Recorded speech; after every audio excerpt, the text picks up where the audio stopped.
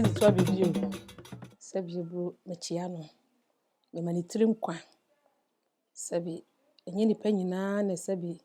yetena konwa so a yetime tena konwa so ko yanim nyame wohyira no obedi oflo abanwa yi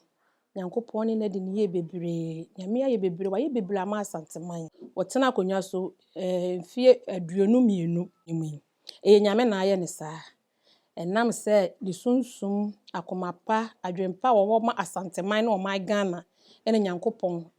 de na bedru saa mpempen so yi ti yakoso abompaye esre nyame nhyira ene nyame ani munyam se nyame nkoso anye ne kese ekosi se obeye kese nyame nyini mfiri adom enko adom mum na nadawro ma me se na se to bebio de o maame mu yakase yedi ne ho adanse a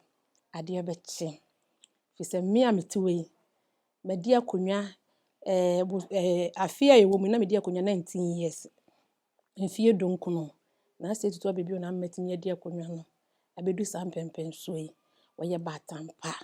ne nsaso obi biala so enye se bia me ka se o maame no nko ana ne nsaso yeso ne nsaso asanteman ahemafo titiru ahemafo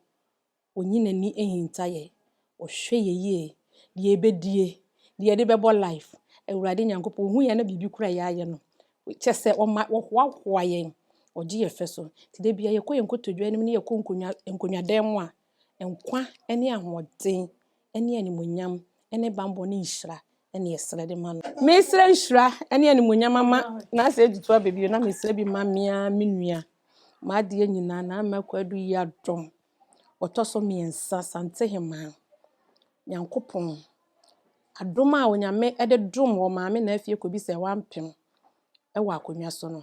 mesre wo soro hene se onfa sa adom no bi ennom no oma ne kwatentena hoɔden wom oma ne nimu